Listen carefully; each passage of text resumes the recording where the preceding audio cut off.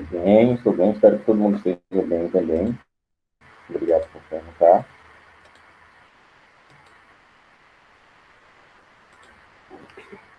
A gente já vai começar a nossa aula, certo? Lembrando do assunto que nós havíamos conversado na nossa última aula, no caso, na terça-feira, tá? A nossa aula foi sobre urbanização. Só para a gente lembrar alguns pequenos detalhes da urbanização, tá certo? Não necessariamente urbanização seria o crescimento da cidade, mas, né, tem duas coisas que a gente tem que lembrar. Que necessariamente, eu acredito que a principal é que o processo de urbanização não se dá necessariamente por conta de um crescimento vegetativo da população, né? Na verdade, é um crescimento da população urbana, população da cidade, a partir dessa migração da população do campo para a área urbana. Então, a urbanização seria essa espécie de migração que a gente conhece mais como o êxodo rural, né? Como a gente viu lá na página 199, que foi onde a gente parou nossa leitura, nós temos esses dois processos, a industrialização e o êxodo rural, como sendo as principais causas da urbanização, certo? Terça-feira foi dia 4. Hoje, dia 6. Vamos começar a frequência, tá bom? Eu vou começar aqui pelo A, daquele mesmo jeitinho de antes, tá bom? Página 200, né? A gente terminou a leitura da 199, página 200. Só lembrando, tá? Chama o nome e coloca aqui o ok, tá bem? Rapidinho, a gente não perde tempo não, tá? Alan, já tô até vendo ele ali. Ana Cibele se encontra? Ana Cibele não se encontra. Ana Gabriele Mendonça, também estou visualizando-a. Antônio Wesley. Antônio Wesley. Ariellen. Wigner. Wigner, não. Gabriel Ribeiro Sampaio. Gabriel também não, por favor. Giovana Oliveira. Gente, a Giovana não assiste nenhuma aula mais, não, é? Isabela Evelyn.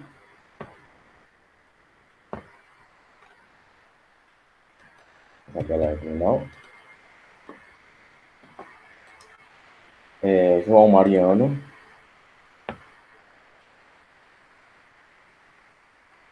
Mariano ainda não se encontra. Rogério Filho.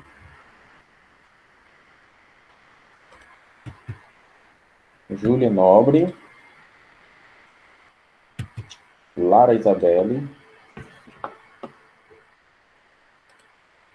Larissa de Souza. Larissa de Souza. Não. Maria Barreto.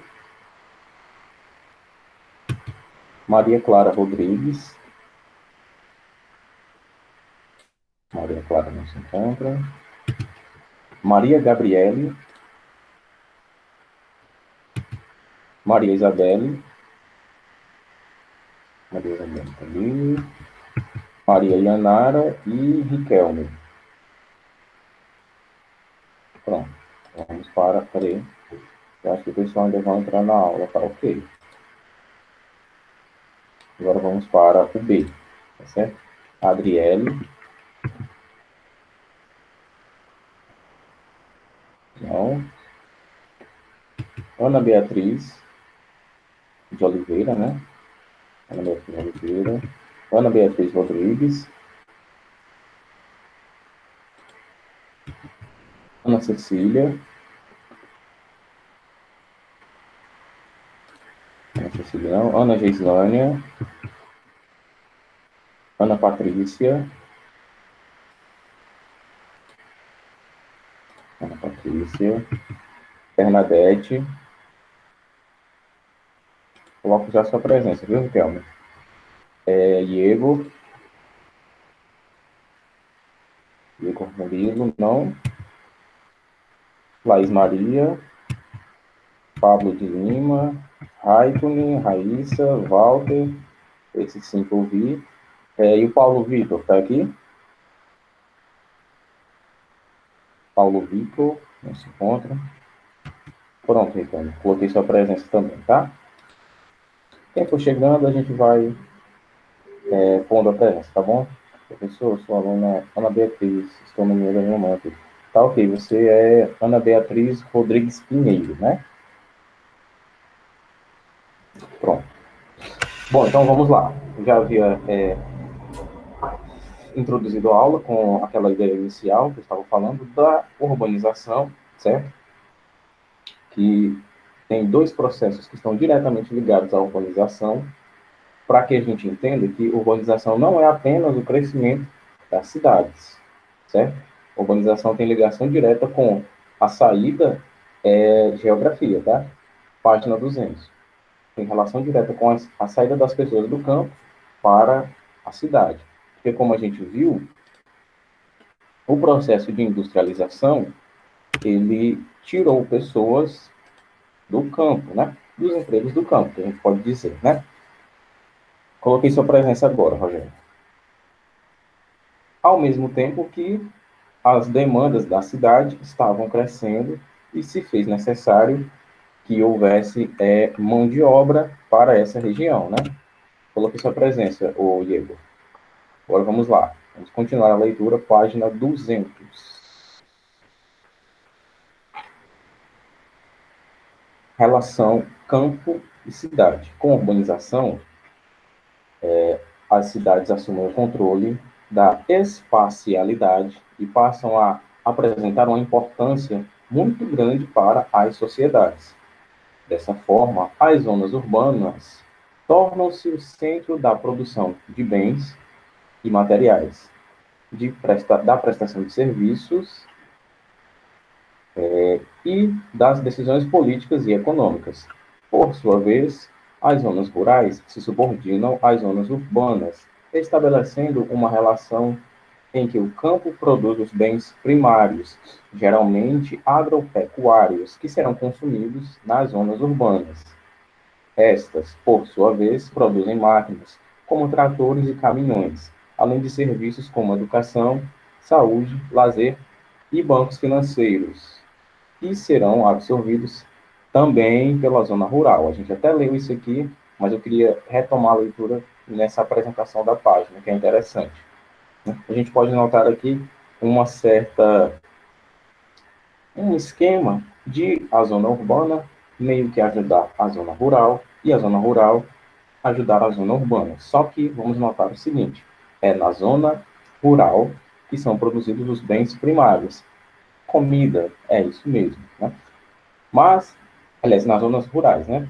Já nas zonas urbanas são produzidos os instrumentos, os materiais, né? Estamos falando de materiais e instrumentos pequenos e enormes, como as grandes máquinas agrícolas, que ajudam bastante nesse trabalho, é claro.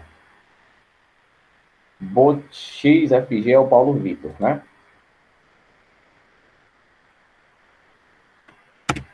Coloquei sua presença também. Continuando, estamos na página 200, tá? Vamos para o histórico da urbanização no Brasil.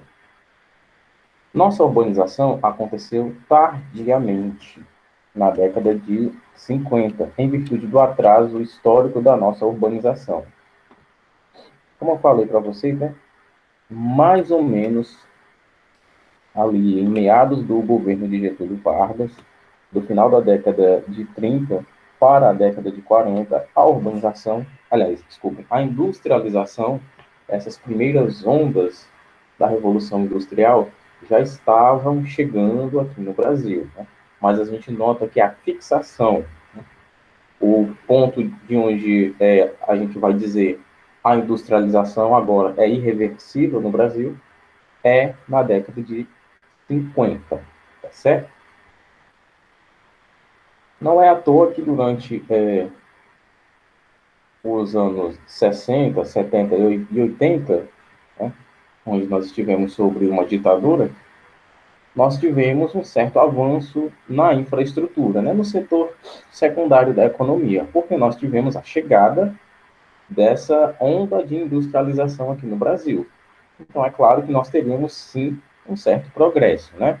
A gente sabe que, com o passar do tempo, nós sempre damos saltos tecnológicos. Algumas nações de uma maneira mais rápida, outra de uma maneira um pouco mais lenta. Claro que isso depende de o quão próximo você está de um polo industrial. Nós não podemos nos comparar tecnologicamente com, deixa eu ver, com a China ou com o Japão, por exemplo. Certo? João Mariano apareceu. Apareceu não, chegou, né? Coloquei sua presença, viu, Mariano?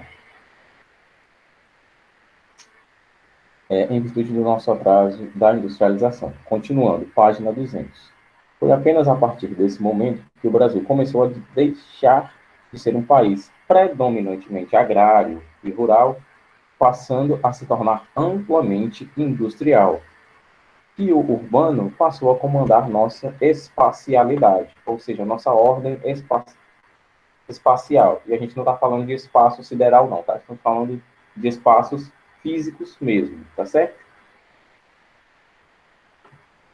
Com a industrialização das principais regiões, olha, desculpa, das principais cidades da região sudeste, entre as décadas de 50 e 60, a população urbana começou a crescer progressivamente. Cidades como São Paulo e Rio de Janeiro tornaram-se o centro da atração para correntes de êxodo rural, que saíam de outros estados, principalmente nordestinos, em busca de emprego nas indústrias e qualidade de vida nessas cidades. Por volta da primeira metade da década de 70, a população urbana passava a contar com 56% do contingente do país. E o campo brasileiro já não dominava mais o espaço geográfico nacional. A partir da industrialização, as cidades passaram a monopolizar os interesses econômicos, ou seja, a concentração de interesses era nas cidades, já que nós tínhamos a concentração industrial por lá, e não mais no campo. E é sempre importante a gente notar uma coisa, para que a gente se pergunte outra coisa e chegue a uma conclusão. Espera aí, professor, não entendi muito bem. Sempre que a gente fala de êxodo rural, né, no Brasil, a gente faz essa relação. Nordestino indo lá para o Sudeste. Nordestino indo para o Rio de Janeiro, indo para São Paulo. Vamos pensar, antes de mais nada, no seguinte, certo? Nós temos o fato histórico de que a industrialização começou nessas regiões, certo? A industrialização começou nessas regiões. E só depois de muito tempo que veio chegar aqui na nossa região Nordeste, certo? E vamos também nos lembrar de uma coisa, desde o Brasil colonial, que as concentrações mais, vamos dizer assim, mais nobres da população, e eu posso até falar da nobreza portuguesa que se instalou aqui, essa concentração de gente se instalou nessas regiões do país que são mais frias. São mais frias simplesmente por conta da sua localização geográfica, certo? Nós aqui do Nordeste estamos mais próximos da linha do Equador do que o pessoal do Sudeste, é óbvio, claro. E quanto mais você se afasta da linha do Equador, em qualquer região do planeta, mais frio vai ficando o clima, né? Mais você vai se aproximando de um polo, seja o polo sul, seja o polo norte. Por conta da curvatura da Terra, essa região próxima à linha do Equador recebe sempre mais sol, certo? E esse clima não era agradável para essas pessoas que vinham da Europa, para a coroa, para os portugueses. O clima do sul e do sudeste é o clima mais parecido com o clima europeu, já que lá é mais frio, né? lá é mais próximo de um polo do que a região do nordeste do Brasil. Então, essas pessoas se instalaram nessa região brasileira e foi investido muito dinheiro, muita riqueza nessa região do país, tá certo? É só por uma questão de localização geográfica. Aqui o clima é mais tropical, é mais quente do que lá. Não é nada além disso, tá certo? Só para que a gente sempre pense como, sempre se pergunte como foi que aconteceu isso e que a gente possa chegar numa conclusão. Peraí, Lara Isabelle, não sei se eu coloquei a presença dela. Lara Isabelle, não havia colocado. Vou colocar agora.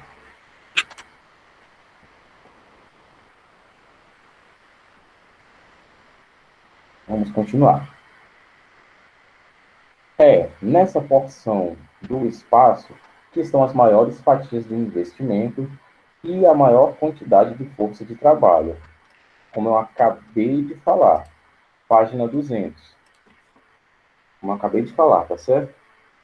É nessa porção do espaço geográfico brasileiro, sul e sudeste, que estão concentrados os maiores investimentos. Claro, se foi lá que começou a industrialização no Brasil, claro que lá vai estar sempre à frente das demais regiões do Brasil nesse quesito de industrialização, é claro. E lá vão ter sempre mais investimentos. É por isso que lá foi enriquecendo de uma maneira mais rápida e é por isso que lá atraiu mais pessoas, principalmente os nordestinos, por causa disso. Continuando, de forma progressiva, o campo vê-se subordinado à cidade, fornece a ela cada vez mais mão de obra. E sua produção, ao contrário de épocas anteriores, quando era primordialmente para exportação, visa abastecer a cidade com gêneros alimentícios. As cidades brasileiras passam a ser fornecedoras de máquinas, equipamentos, diversos produtos utilizados pelas atividades agrícolas. Cria-se uma nova estrutura no espaço brasileiro. O campo e a cidade não estão mais totalmente desvinculados, como acontecia até o final do século XXI, quando o campo produzia para atender às necessidades e o interesse do mercado externo, enviando para as cidades apenas o excedente de produção.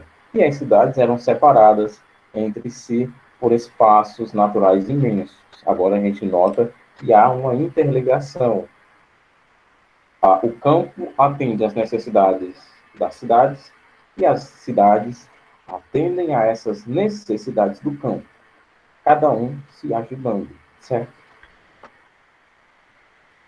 Até aqui, pessoal, muita coisa explicada, mas até aqui tá tudo ok, né? Tá, eu não vou dizer fácil de entender, mas tá dando para entender, né? Ótimo. Continuando, seguinte, esse mapa aqui, da página 201, mostra aquilo que a gente vem falando sempre ao longo dessas aulas sobre urbanização e sobre densidade demográfica. Como a gente sabe, nas regiões do norte, né, e aqui no centro-oeste, e um pouco na região sudeste, a gente tem menos concentração de pessoas, de habitantes, aliás, que a gente vai chamar assim, por quilômetro quadrado. A gente tem as maiores concentrações lá no sudeste e no sul, né? Como a gente pode notar, e tem algumas regiões do Brasil, e essas regiões se concentram no norte, onde temos menos de um habitante por quilômetro quadrado. Já em São Paulo, Rio de Janeiro, algumas regiões do sul e sudeste, é onde nós temos as maiores concentrações de quilômetro quadrado, com 50 a 200 habitantes, e até mesmo com mais de 200 habitantes.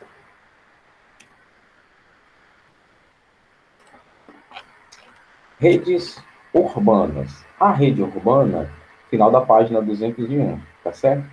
A rede urbana é um conjunto de cidades que mantém relações comerciais, industriais, culturais, financeiras e políticas entre si, em escala escalas globais, regionais e locais.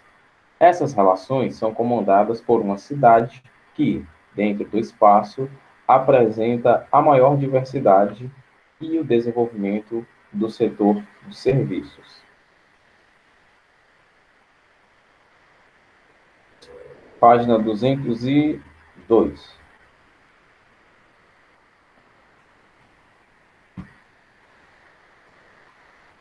O fenômeno industrial liga definitivamente o campo à cidade, com esta última, no caso a cidade, dominando e conduzindo o primeiro, além de criar uma relação hierarquizada entre as cidades, as maiores, que apresentam grande desenvolvimento econômico e social, além de uma população numerosa, monopolizam o espaço e subordinam as menores.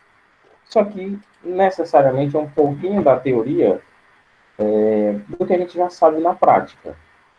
Claro que a gente sabe que nesse campo aqui, aliás, nesse sentido aqui, nós temos as cidades maiores dominando as menores e as cidades lideram essa espécie de corrida entre campo e cidade.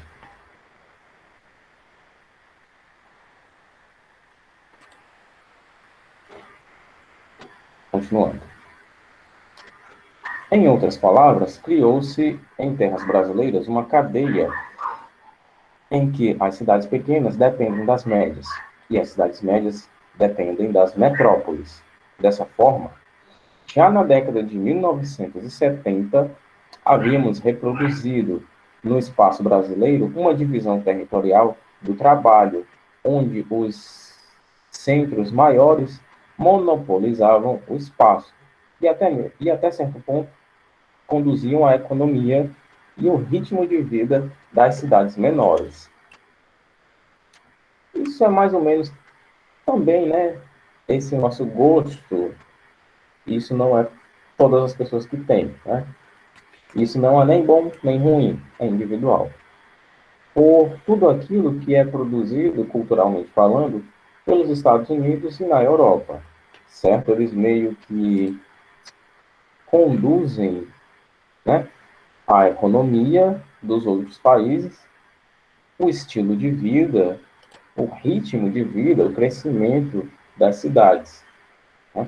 Isso se dá também, né? Claro que não é apenas esse fator, isso se dá também por conta desse eurocentrismo, né? Essa concentração de gosto por tudo aquilo que é produzido pela Europa, culturalmente falando, e por esse imperialismo americano. Essa coisa de achar que tudo de lá é bom, tá certo, Maria, que tudo que lá dos Estados Unidos é bom, é perfeito, lá não tem nenhum problema social, nenhum problema cultural, nenhum problema político. Né?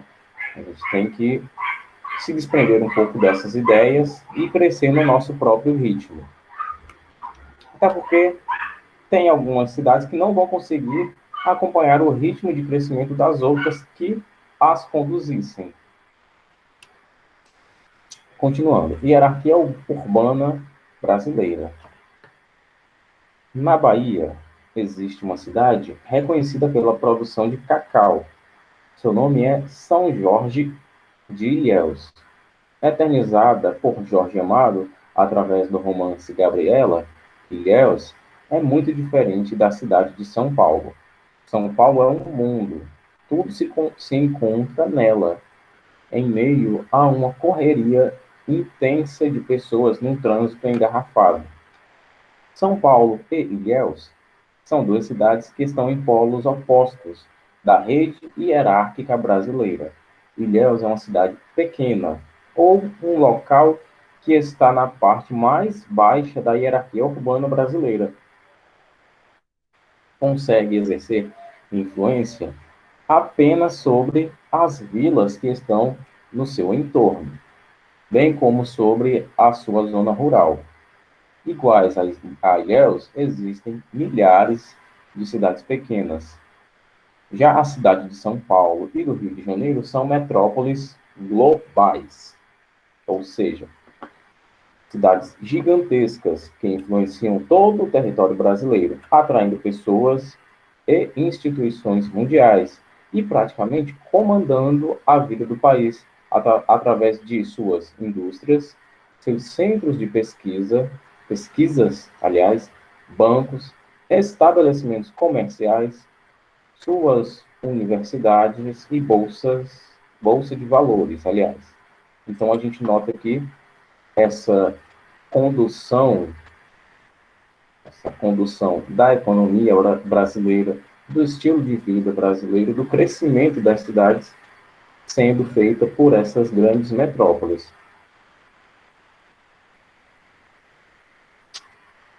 Tá certo, o Paulo Vitor, pode deixar, viu?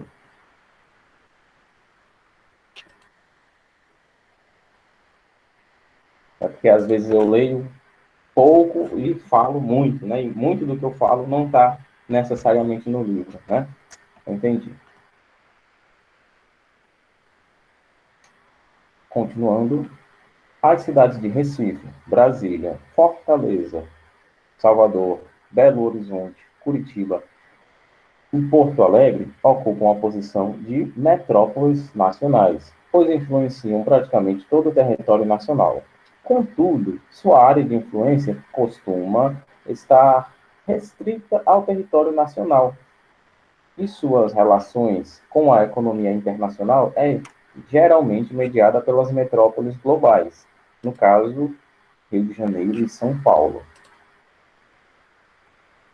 As cidades como Manaus, Belém e Goiânia são consideradas atualmente metrópoles regionais, apesar de estarem, aliás, apesar de apresentarem economia diversificada, sua área de influência limita-se ao seu entorno, aliás, limita-se ao seu entorno das regiões nas quais estão localizadas. Por outro lado, as cidades como Rio Branco, Porto Velho,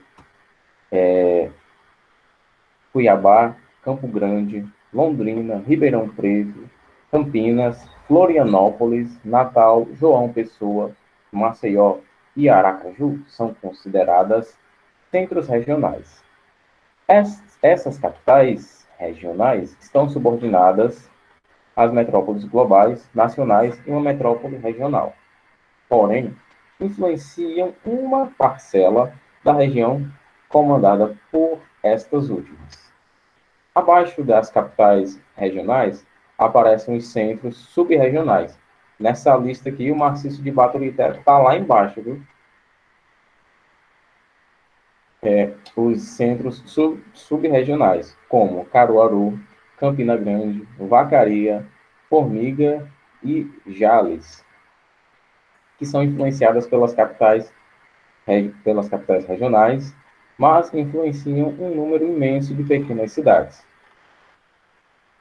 Olha, viu só? Não tem nem Baturité na lista. Tá bem, né? Como se fosse ter. Continuando.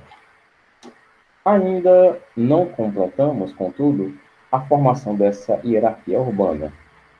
Fato que só ocorre nas áreas de maior industrialização, onde a articulação das diversas cidades já se estabeleceu. Ou seja, a rede urbana brasileira, apesar de grandiosa, continua marcada pela irregular distribuição geográfica e pela descontinuidade. Nas regiões, página 204, nas regiões pouco industrializadas, como o Norte, o Centro-Oeste e o Nordeste, a rede urbana é completamente desarticulada, apresentando diversos espaços vazios entre as cidades, bem como uma cadeia não sequenciada.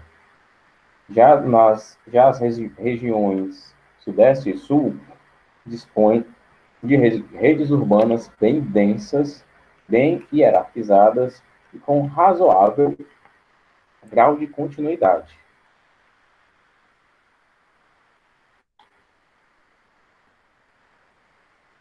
Agora veremos as regiões metropolitanas.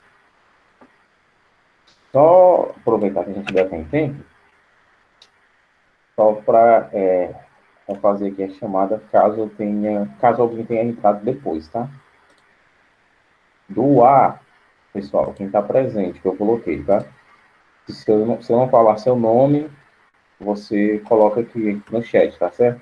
Quem está presente do A é o Alan, Ana Gabriele, aliás, Ana Gabriele, João Mariano, José Rogério, Júlia Nobre, Lara Isabelle, Maria Barreto, Maria Isabelle e o Riquelme. Faltou alguém do A? Deixei de chamar alguém? Eu quem?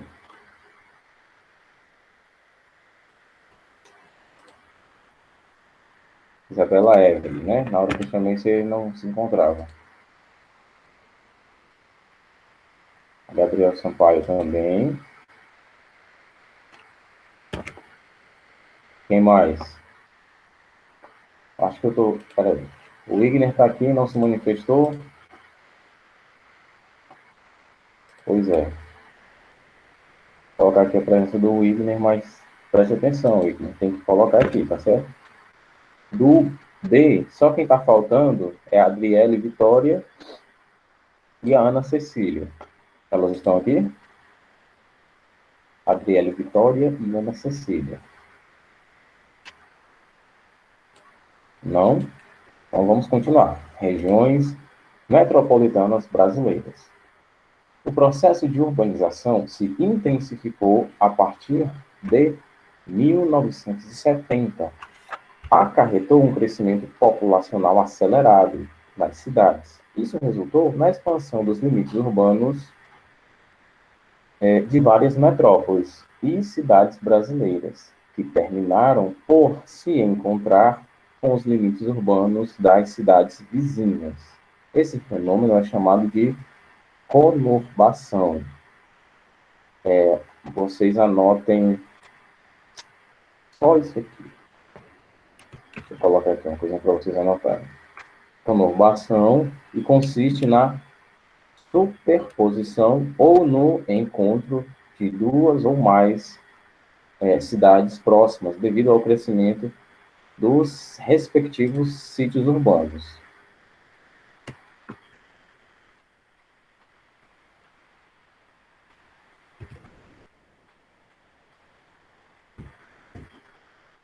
Quem quiser tirar um print, interessante anotar isso aqui, tá? As aglomerações resultantes podem ser do porte da região do ABCD da Grande São Paulo. Na verdade, a região metropolitana corresponde a um conjunto de municípios próximos e integrados socioeconomicamente a uma cidade central, apresentando serviços públicos e infraestrutura comuns.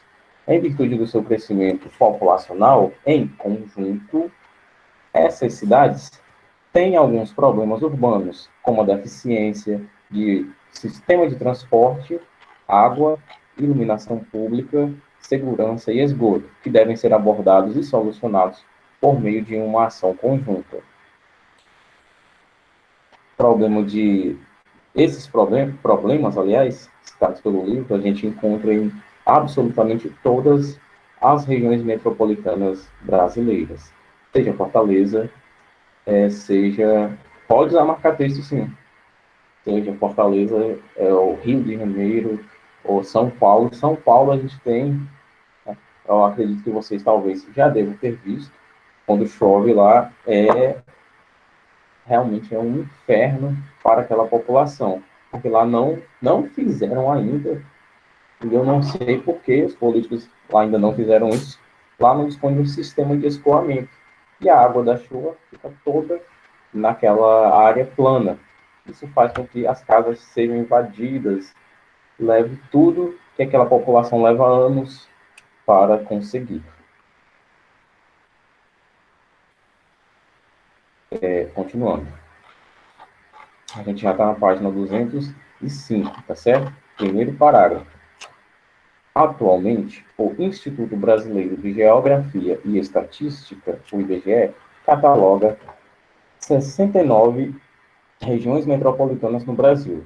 Porém, esse número deverá crescer nas próximas décadas, em virtude da ampliação do crescimento urbano brasileiro. Além dessas regiões, existem as regiões integradas de desenvolvimento econômico, que são definidas como regiões metropolitanas, onde o processo de conurbação ocorreu entre cidades de 2 ou mais estados, como Juazeiro e Petrolina, o Distrito Federal e a Grande Teresina. Há ainda outras áreas do país que desejam se transformar em regiões metropolitanas. São elas Cuiabá, Uberlândia, Caxias do Sul, Pelotas, Rio Grande e o Vale do Paraíba. No mapa aqui a gente tem uma relação das regiões metropolitanas, do colar metropolitano, de regiões integradas de desenvolvimento econômico, que a gente chama de RID, e da aglomeração urbana.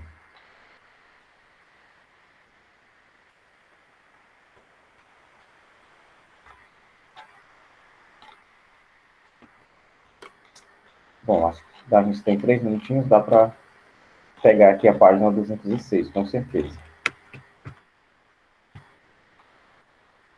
Até se aproximaria da atividade, mas não vai dar nada. A formação da megalópole brasileira. O termo megalópole vem do grego mega, que é grande, e polis, que é cidade. Em sentido geográfico, megalópole é o encontro ou conurbação de várias metrópoles ou várias regiões metropolitanas, formando uma gigantesca e infindável área urbanizada. No Brasil, observa-se a formação de uma megalópole a partir da conurbação entre as regiões metropolitanas da Grande São Paulo e do Rio de Janeiro. O processo de formação dessa megalópole começou recentemente e teve como eixo de conurbação a Via Dutra e a antiga Estrada de Ferro Central do Brasil, que serviram de escoadouros de pessoas e mercadorias entre as duas regiões metropolitanas. O acelerado crescimento populacional e de instrumentos de urbanização, aliás, instrumentos urbanos, econômicos e sociais entre as duas regiões mostrou já na década de 80 a incapacidade desses dois eixos de ligação em interligá-las. Isso provocou diversos transtornos para as populações da área e os empresários que se estabeleceram ao longo do eixo de conurbação. Nossa, gente, a gente tem pouquíssimo tempo. Não vai dar para terminar. Bom, só vou aproveitar esses últimos segundos aqui para, além de me despedir de vocês, só retomar o conteúdo. A gente viu essa relação entre campo e cidade, que uma depende do outro, as cidades dependem do campo e o campo depende das cidades. Nós vimos as ligações de redes urbanas, e nós vimos que numa rede urbana existe uma hierarquia, onde cidades dependem uma das outras, são subordinadas uma das outras. Nós temos metrópoles globais, nacionais, metrópoles regionais, centros nacionais e centros subregionais. Basicamente, a gente termina aqui em regiões metropolitanas brasileiras, tá certo? E com a formação de uma megalópole. A gente vai retomar isso na próxima terça-feira, tá bom? A gente se vê amanhã com produção textual. Até mais, pessoal. Um abraço.